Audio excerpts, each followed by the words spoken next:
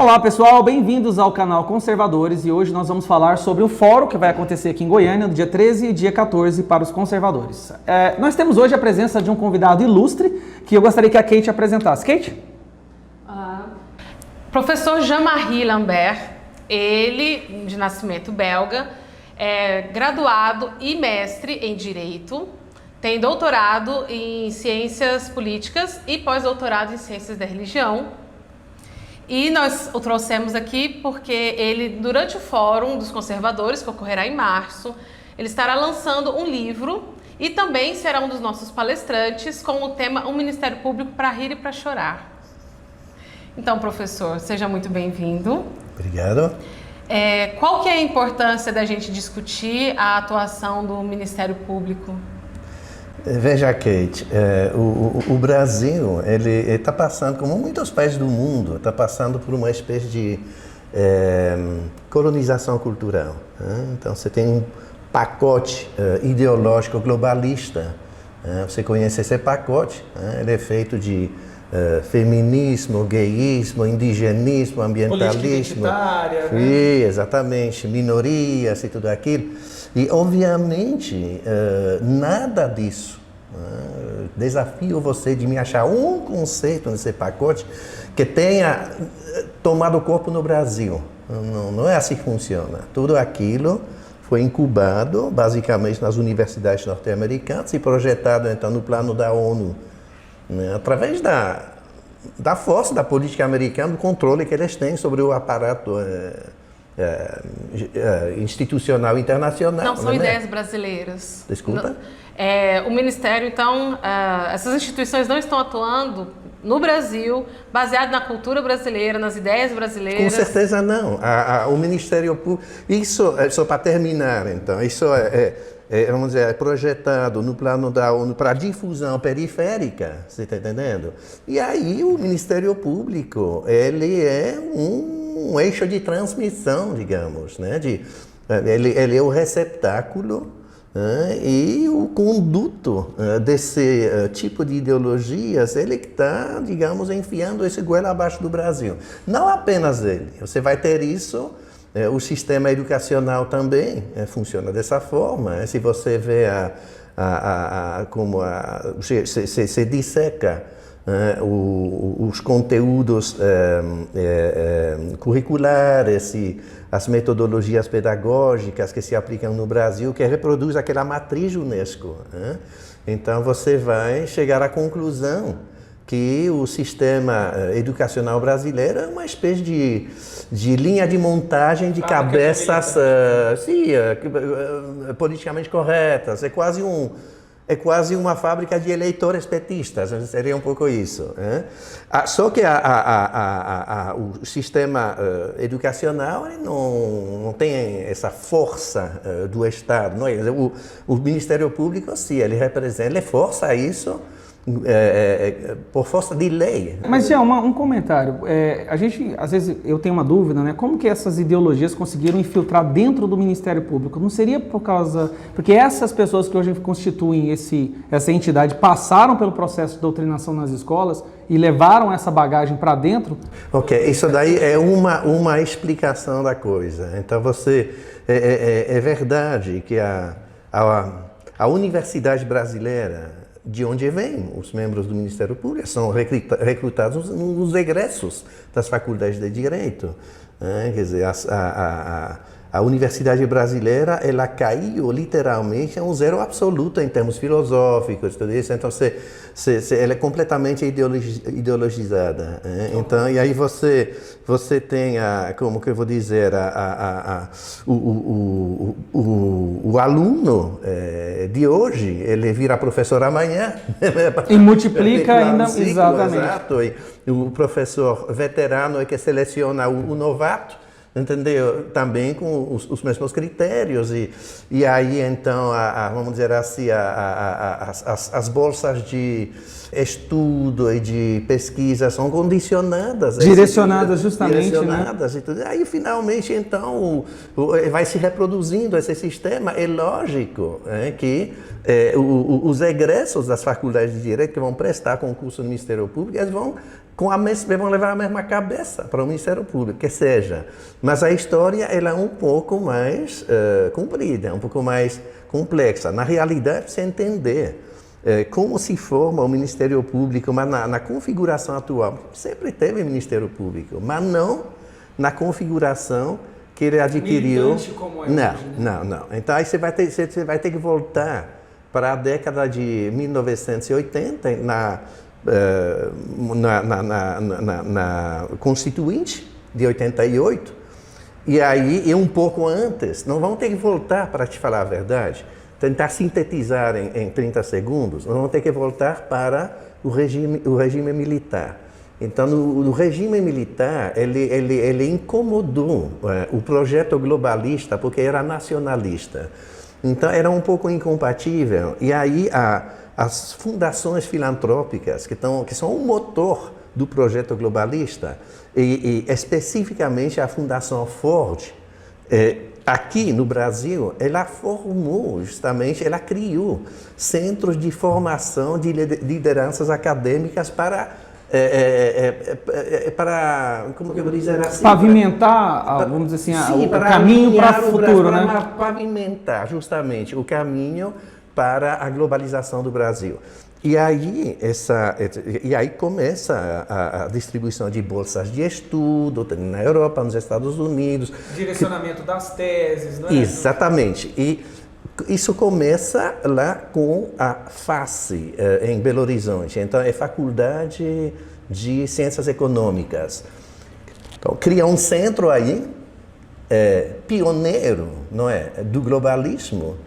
E aí, então, outro no Rio de Janeiro, que foi a UPERJ, com a Cândida Mendes, e outro em São Paulo, que foi me fugiu agora o nome, mas que era justamente dirigido por Fernando Henrique Cardoso. Então de Belo Horizonte, desse centro de Belo Horizonte, sai a Dilma Rousseff, sai o Betinho de Souza, sai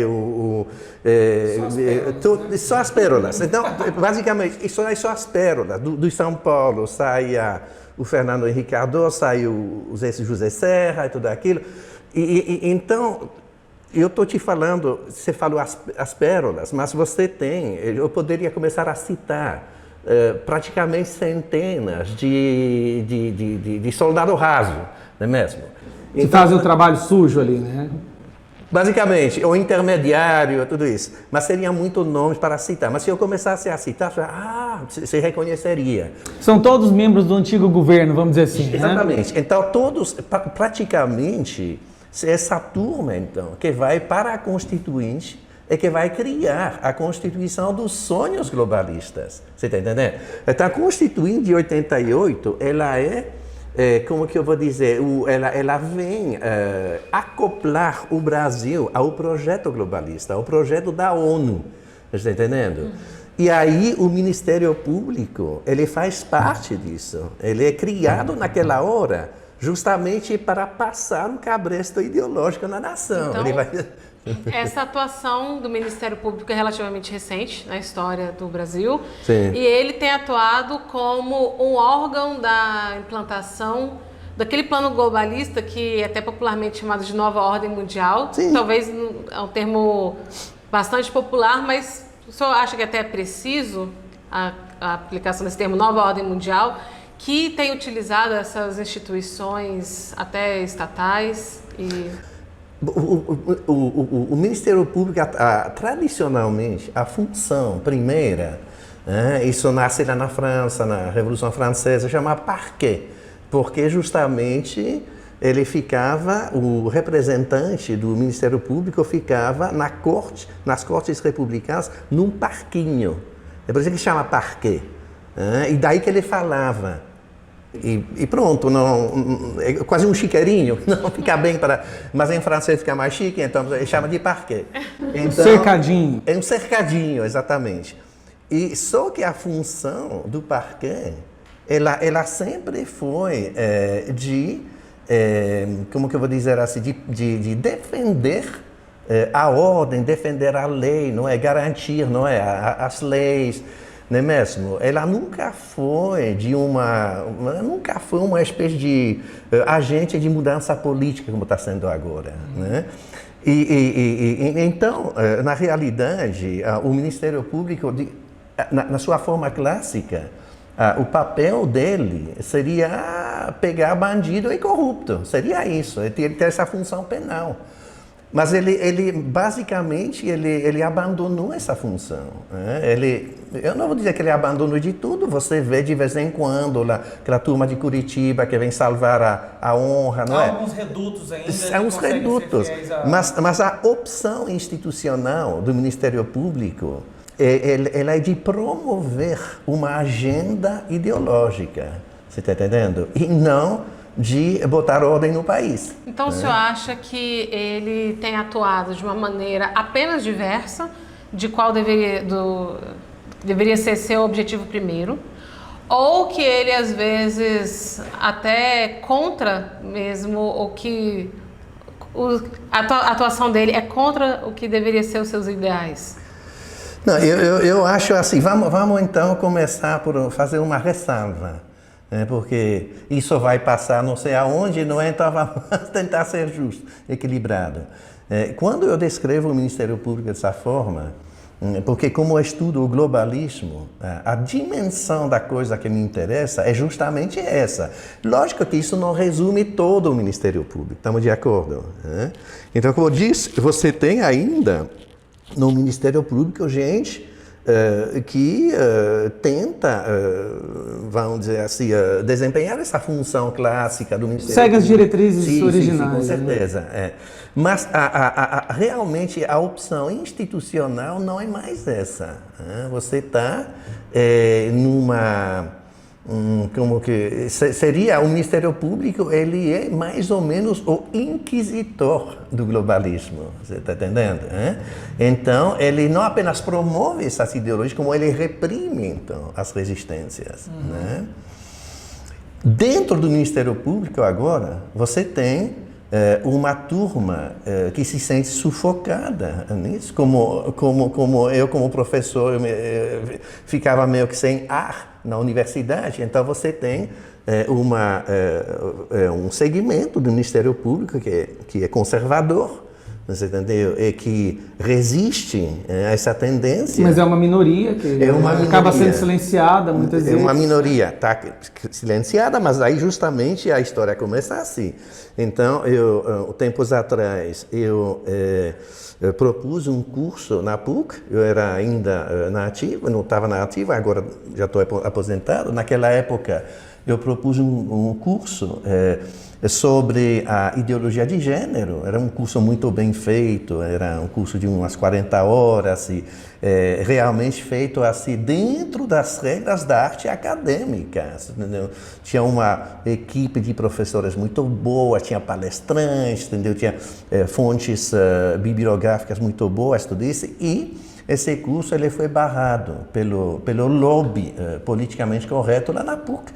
Quer dizer, lá na PUC, francamente, quem diz o que você pode falar, é gay que diz o que você pode ensinar, é lésbica que diz o que você pode estudar. De católica, PUC só tem nome. Porque a faculdade deveria ser onde as ideias são debatidas, né? A gente só chega, na verdade, objetiva com diferentes opiniões e visões, e agora está sendo silenciado. Mas é lógico, mas aí então você vê...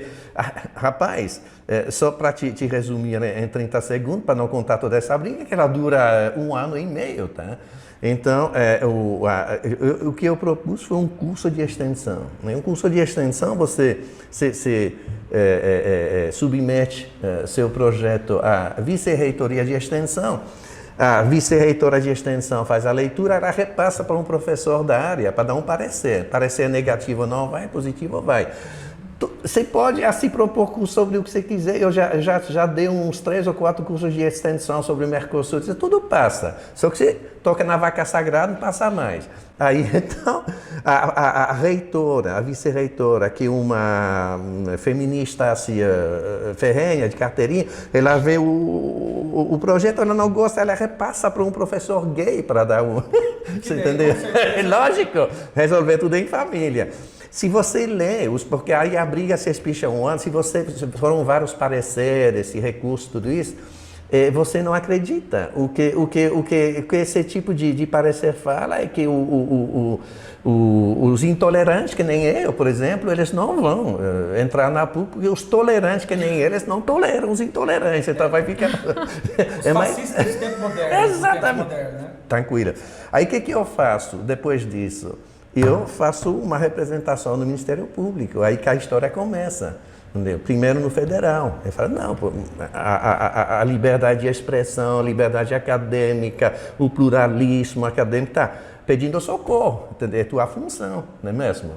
Aí então a PUC, ela alega autonomia universitária, não justifica muito, assim, entendeu? Quer dizer, uma resposta de minha página e o Ministério Público se apressa em aceitar a tese da PUC. Aí então eu fico com a coisa no estômago, eu vou para o Ministério Estadual.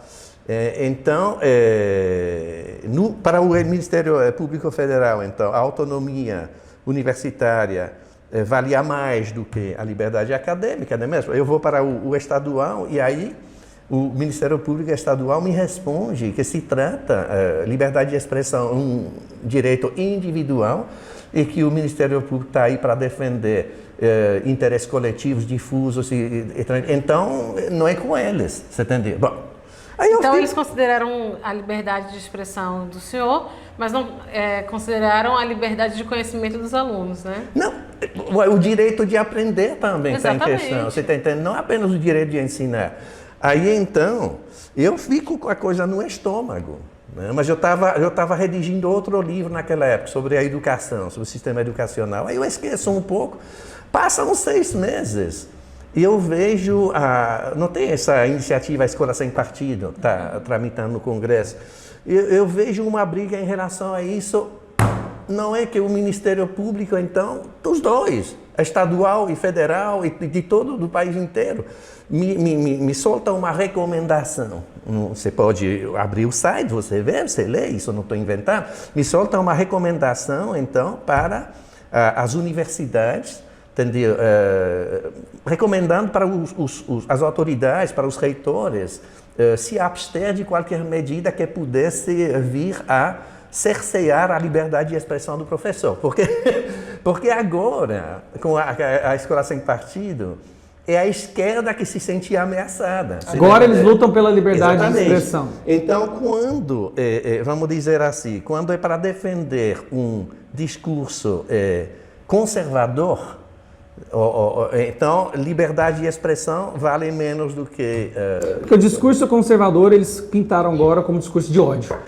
Justamente, é isso. Qualquer coisa que fosse verdade objetiva é o discurso de ódio, não é liberdade de expressão. Exatamente. A percepção do Escola Sem Partido, eles invertem. A Escola Sem Partido, que busca a pluralidade, exato. Eles cerceiam a pluralidade sob a desculpa de que a escola... Eles invertem a lógica, realmente não faz muito sentido, mas estamos... Justamente, mas no total, então, o que significa? Significa que, de repente, liberdade de expressão vale mais para proteger um discurso de esquerda e interesse individual, direito individual virar coletivo quando... Bom, eu estou com isso, com um nó no estômago. Eu leio isso e falo, mas não é possível. Tá? E aí, mas eu estou lá terminando meu livro, não tinha muito tempo para mexer com isso, e eu coloco um curso na internet sobre justamente aquele curso que eu não pude colocar na ideologia de gênero. Ideologia, eu coloco na internet, o que é um absurdo. É passeio no espaço universitário. Universidade feita para isso, como você bem falou. Mas tudo bem. E na internet você pode colocar, não tem problema. Coloquei, por enquanto, né, não, Jean? Porque eles já estão conseguindo maneiras de... Mas eu não falo grosserias, eu não sou agressivo, eu acho que tá. Nós vamos colocar o link aqui na descrição do vídeo para o canal do professor Jean-Marie e também com a playlist que ele se refere a esse curso. Ele foi ministrado através de vários vídeos, realmente está excelente. E você vai poder verificar depois. Eu gostaria só de levantar uma atenção aqui para o assunto, porque o assunto é tão bom, conversar com o senhor é tão bom, tão prazeroso que a gente acaba perdendo rumo, né? No fórum do dia 13 e 14 de março, que vai acontecer, inclusive, gente, não deixam de perder se inscrevam, tá? A gente vai deixar o link também na descrição. O assunto que você colocou, eu achei interessante o nome, né? Ministério Público para rir e para chorar, né? Explica por que esse para rir e para chorar. Então, justamente estou chegando nisso. E aí, um grupo de procuradores, de promotores, acabam fazendo o meu curso na internet, eu não estava nem sabendo. Eles se interessam e entram em contato, eles me telefonam. E aí um deles, então, ele começa a fazer amizade, não é? E a gente conversa e tudo aquilo. E aí, em determinada hora, ele me fala, escuta, você não quer... vamos fazer um livro sobre o Ministério Público, do mesmo jeito que você fez sobre o sistema educacional e tudo isso. E não, eu tenho os dados, a informação, ele se chama um insider, não é? Então, e eles têm um grupo lá que se chama Ministério Público Pró-Sociedade. Então existe um núcleo de resistência. De resistência. Muito bom saber disso. É estruturado, bem estruturado. Você tem o Ministério Público, assim, de um ponto de vista filosófico, caiu a zero, está naquela ideologia, mas você tem gente ainda, né, que mantém a chama acesa, que tem uma cultura, que se aprofundam, que refletem tudo isso. Inclusive, esse desvirtuamento, desculpa, Kate, você pode falar. Um dos membros do Ministério Público Pró-Sociedade, que é o doutor Ailton Benedito, também é um dos palestrantes nesse fórum dos conservadores de Goiânia e é o nosso próximo entrevistado aqui no canal. Exatamente. Então, um deles, que se chama Márcio Schiller, ele, com quem eu estava conversando, me propõe isso. E aí, então, nós produzimos esse livro, O Ministério Público para Rir e Chorar, em coautoria. Mesmo. A redação, basicamente, sou eu quem fez, mas ele me alimentou, ele me passou todos os dados. Uma coisa muito bem feita, você está entendendo? É um trabalho, assim, do ponto de vista científico, é concreto armado. Quer dizer, nada, não tem nenhuma afirmação que não tenha, assim, uma base documental sólida, sabe? Muito bem feito. E já está pronto? Ou quando já está correndo, já. Já está correndo? Eu espero a minha cópia autografada, tá, com dedicatória, tá bom? Tá bom.